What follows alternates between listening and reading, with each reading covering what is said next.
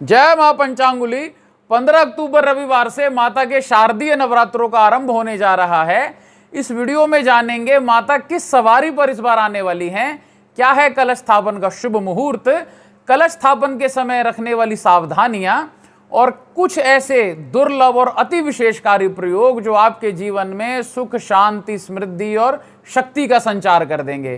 पूरा देखें इस वीडियो को।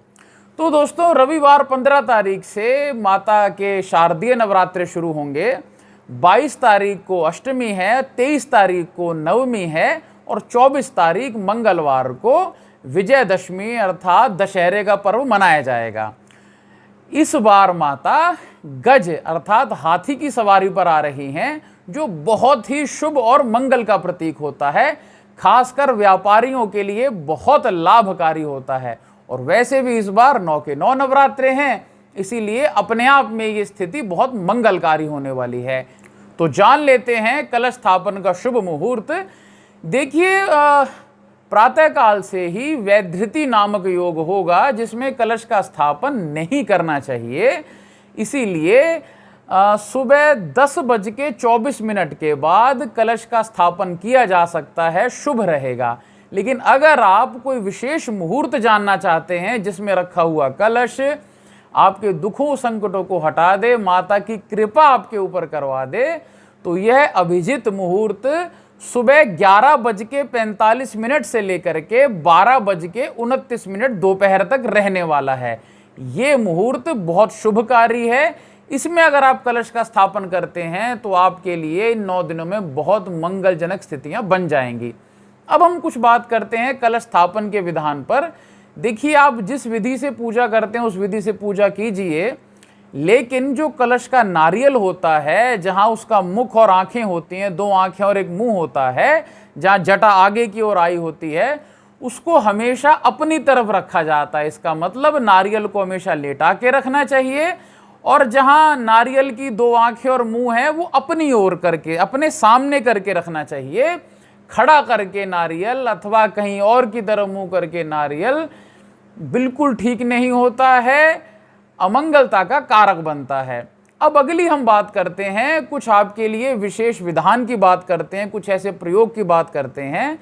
तो देखिए, अगर आप किसी बड़े संकट से बाहर निकलना चाहते हैं, किसी बड़ी परेशानी से बाहर निकलना चाहते हैं, किसी सफलता सिद्धि को प्राप्त करना चाहते हैं, अपनी रक्षा करना चाहते हैं, तो इस नवरात्रे देवी कवच का पाठ जरूर करें, जिसका लिंक हमने अपने डिस्क्रिप्शन बॉक्स में दे दिया है।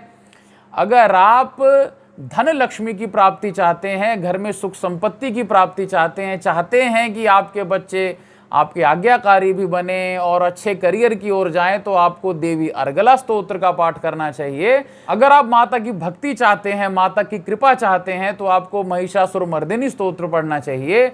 लेकिन अगर आप किसी सिद्धि को प्राप्त करना चाहते हैं, अपने मंत्र को प्रगाढ़ बनाना चाहते हैं, तो आपको वज्र पंजर नामक स्तोत्र का पाठ जरूर कर लेना चाहिए। निश्चित ही आपको लाभ होगा।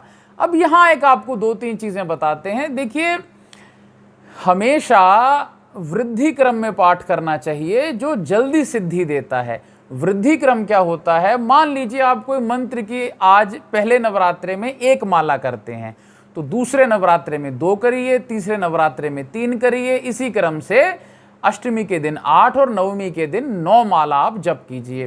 पाठ का भी यही क्रम रखिए। देवी कवच या अर्गला स्तोत्र, किसी भी स्तोत्र स्तुति का आप पाठ करते हैं तो वहां पर आप प्रथम दिन 1 पाठ, दूसरे दिन 2 पाठ, इसी क्रम से 9वें दिन 9 पाठ करेंगे, तो वाकई आपको सिद्धि प्रद होगी। आपको जो आपका अभिष्ट है, जो आप चाहते हैं, वो मनोकामना आपकी पूरी हो जाएगी। ये हुई पहली बात। अब दूसरी बात यहाँ ये है, आप अगर कोई मंत्र जप करते हैं, पिछले कई वर्षों से आप मंत्र जप कर रहे हैं, तो किसी भी स्तोत्र अथवा वज्र पंजर स्तोत्र में संपुट लगा करके अगर आप उसका पाठ कर लेंगे तो आपको बहुत लाभ होगा। इस पाठ की विधि आप हमसे पर्सनल रूप से पूछ सकते हैं, हम आपको निश्चित ही खुल के बताएंगे, बहुत तरीके से बताएंगे।